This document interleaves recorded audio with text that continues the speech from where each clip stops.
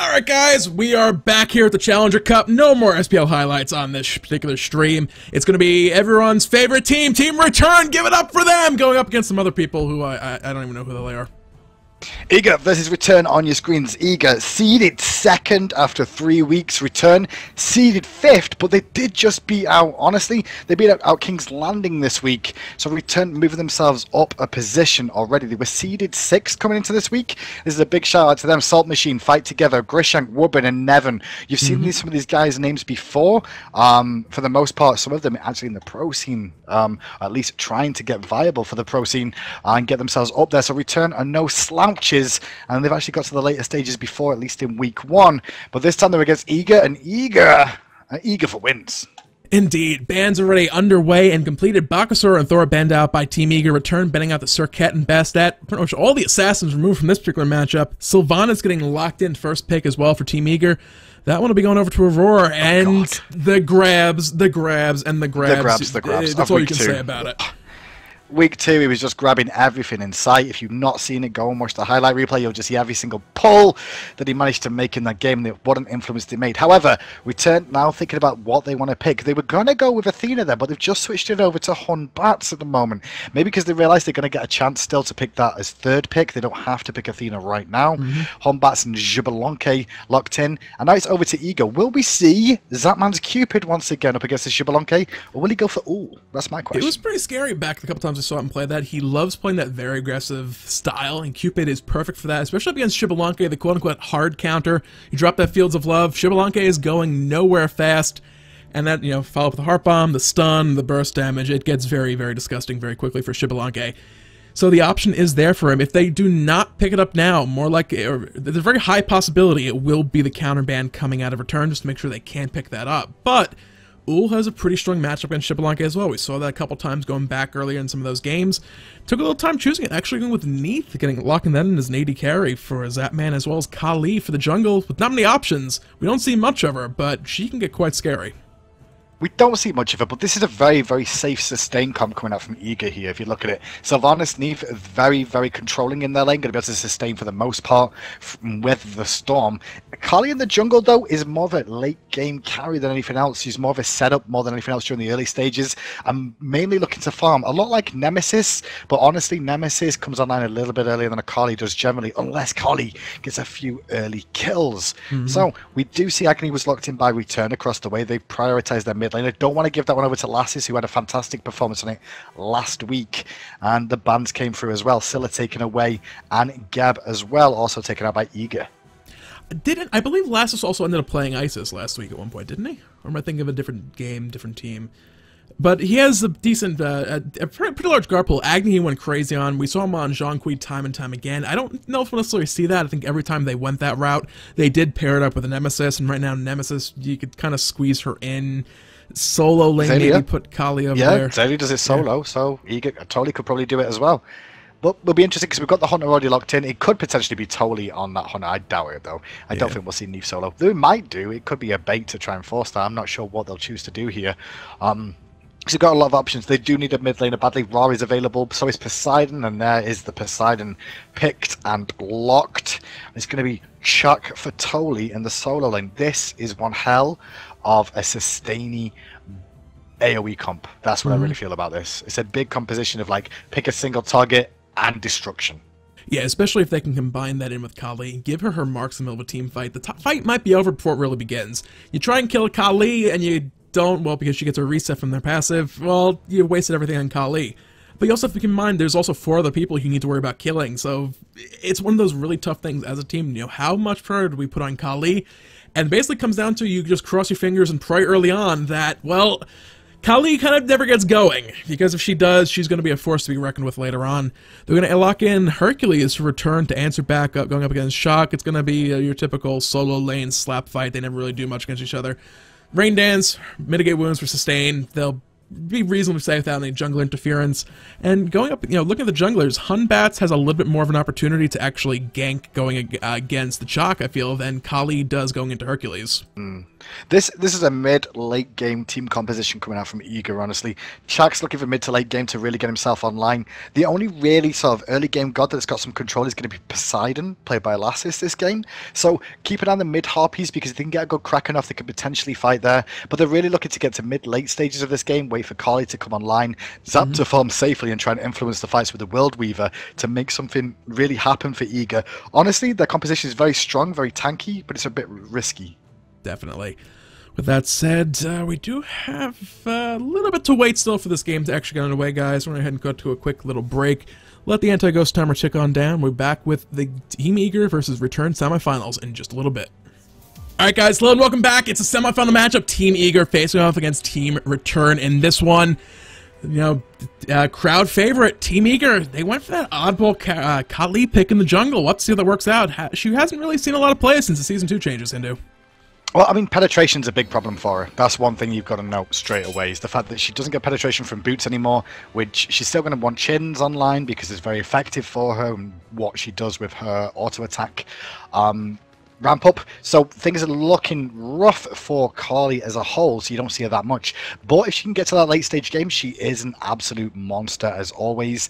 Although some players do think Nemesis is better and they'd rather have a Nemesis than a Kali. But this time around, Detica is going to be taking the Kali into the jungle. No early crazy strategies coming out from the teams. Once again, though, like last week, we do see Anatoly on this chat going with the power potion start once again. He's going to look to put the early pressure onto his lane opponent and try and really bully this early game. Might see a fast rotation out of Detica than I expect if he's going to go for this power pot to push him hard. Yeah, we'll see how that works out. Last week it didn't backfire at all, but it never really came out to, I took real big advantage, so we got that early kill. It's kind of, I had a little bit extra power early on, and then the pot wore off, and well, 450 gold down the drain. So we'll see if it works out a little better for them this time. It helps with the early push, so you don't need to use your hog on the minion wave to keep the push going and not get pushed into the tower yourself. On top of that by not having the early hog, it means that you're going to free up an extra active slot for something other than the hog that you don't necessarily need when you've already got 2 on the team anyway. So I can understand the theory behind it, is when we can get it into practice and be very effective going forward. A little bit interesting item differential as well is on those supports. Athena going for the Mark of the Vanguard, looking to reduce some of that damage from minions. Sylvanus going for Watcher's Gift. It's going to provide a little bit of extra gold as well as some extra mana per 5, which will definitely help out because they're going to be looking for him to help that man sustain up and lane before the rotations come out using his wisps. Oh, some nice poke in mid lane onto Lassus, but he returned the favour nicely in that mid lane. Unlucky for Xbalanque there. He threw the monkey, didn't find the crit. But talking about that duo lane, like you were just saying there, the reason he's gone for Vanguard is expecting a lot of poke from Aurora and Zapman. The push power from those two is just too strong. They're going to take a lot.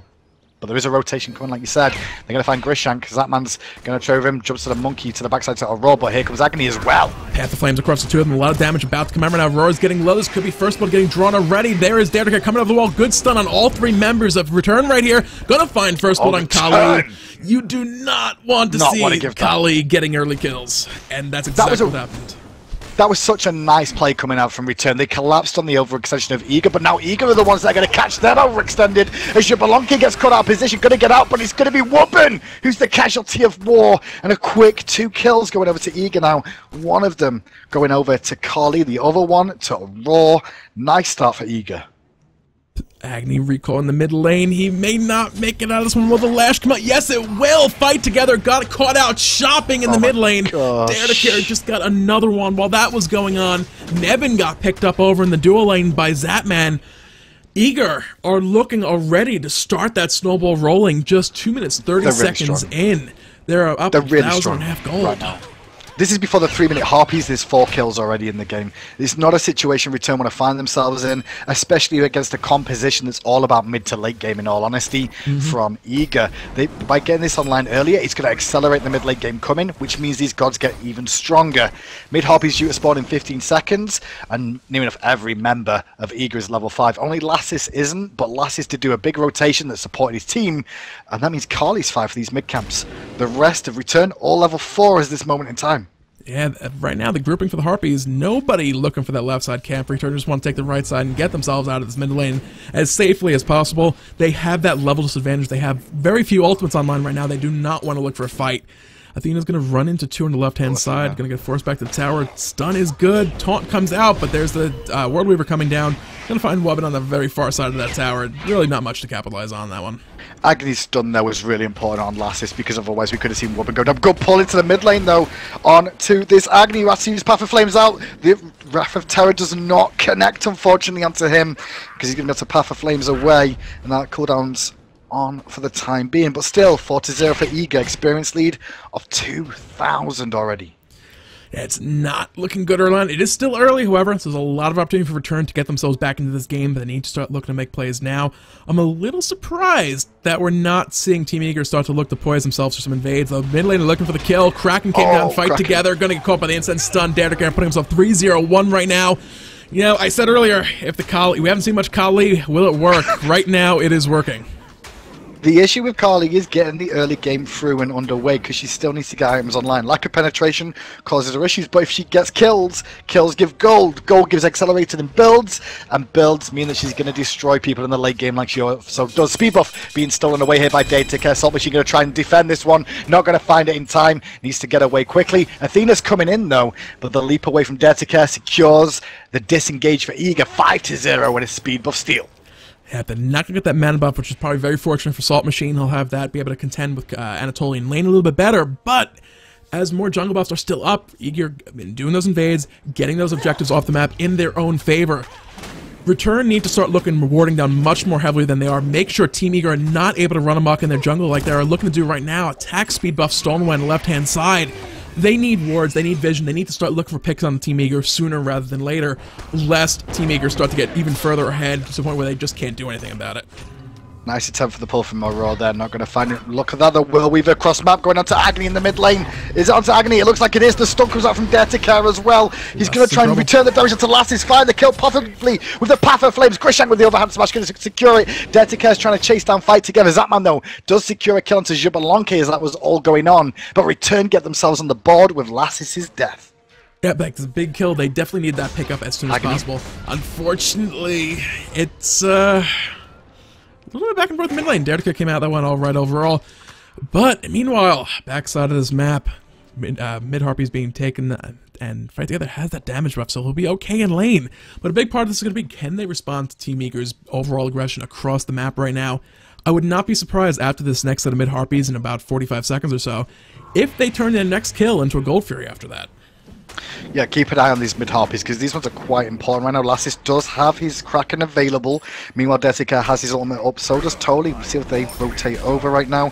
At the moment, it looks like Sylvanus has gone back to base, so he's not going to be available for these, I don't think, as they should be flashing any second. As I say that, they do.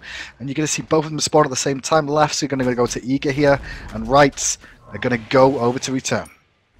Yep, slowly but surely both will drop. Right now, Les is about to take a rainfire, able to juke out of that just in the nick of time. Back on the duo lane, Zapman taking a bit of poke from Nevin, but so far, Zapman has won every 1v1 boxing match they've gone up against, so actually, Les is gonna, or Zapman rather, gonna have him backflip out of that one. Look to just fight a little bit later. He wants to head back to base, finish off what will likely be. There's the Ninja Tab as getting bought outright. So another big step up for Neith. That means more damage on those World Weavers, and yeah, level 10 to level 7 against the opposing AD carry. 31 stack difference on those Devaros Golems as well. Yeah, it's the stacks and the boots advantage on top of that. Zapman is absolutely monstrous in this lineup against this Xbalanque. He's going to have a rough time trying to deal with that now because the push power from Neith is a lot stronger than expected. Pull in mid lane again on to the Agni, who ages the Kraken, but with that World Weaver coming in too, he's going to smash him in the face, and Zap going to find himself a kill across the map. There's not anything anyone could do about that. Woman missed the preemptive strike dive. Right on side though, there is a dive. Daytica getting the kill onto Salt Machine under the tower. That was a mark also, which means extra gold in the pocket of Daytica. He has that balance blade completed. He's waiting and itching for that kin size. Once that's online, Daytica is just, you know, that's the point when Kali is quote-unquote online, not technically useless. Although Daytica has not been useless in any way, shape, or form so far this game. They're making rotation over the left side of the jungle. Gold Fury snuck in on that. They're going to look for kills. Wobbin caught outright. Darkest Knight's coming in, but not looking good. Chaac in trouble trying to get away from Kali, who is the marked target. He's going to jump to the monkey, which is onto Lassus. Gets out, but Zapman secures the kill onto him. Daytica does manage to get himself out, but there's a surrender vote at 7 minutes 55. That is what happens, Zidane, when a gank goes wrong in the early stages and the team recollapses back. Yeah. That was all down to return collapsing on left-hand lane. It was a great attempt. The problem is that Eager played it to perfection, and Dare to Care came in at the right moment when they all grouped up, got a stun, got a kill, and the team came and cleaned up, and there was just no way back in for return. They didn't feel like they stood a chance. The icing on the cake also for Team Eager was 8 of those 10 kills were on the exact 2 gods they won them on. 4 kills on Kali, 4 kills on Zapman, and they were involved with every single other kill that occurred in that match. World Weaver coming out from Neith, actually Zapman, Dare to Care rather, actually they weren't involved in every single kill, but between them, they were part of it. They were getting those assists that Aurora did get the kills to. I mean, even if they went forward in this one, as far ahead as Kali was getting, Golden Hand, she was sitting about 300-400 off of actually getting kin size completed. Once that was online, it would have been just disgusting for the next probably 5-10 minutes until people had more items coming on, able to deal with her that much more effectively. But if Eager kept doing what they were doing, return, get a kill, do an objective, get a kill, do an objective. On the back of that Gold Fury, they probably would have went back to base, shopped up one more time, and it's like, you know what? We're winning so effectively now. Let's just group up mid, take the tier 1 tower, group up left, take a tier 1, and just start the inevitable tier snowball effect out of control where they just keep going and going and going. Return, it would have been a bit massive uphill battle for those guys to get those defenses working and hold on to things. Late game, they may have been able to turn it back around, but like you said, Team Eager definitely had a late game comp themselves. Well, guys, they did have a late game comp. Eager moved themselves comfortably through to the next round. I realized the break was longer than the actual game itself, but the finals will be up next. We'll be following Eager up against either Legion or Noble Esports. I expect that game won't take too long to finish over on that side, and we'll bring you all the action for that one. In the meantime, enjoy the SPL coverage. We'll have that hosted over here. Don't forget to go and tune in for that for a while as we wait for Eager to move on and face the next round oppositions and see if the game will last a little bit longer.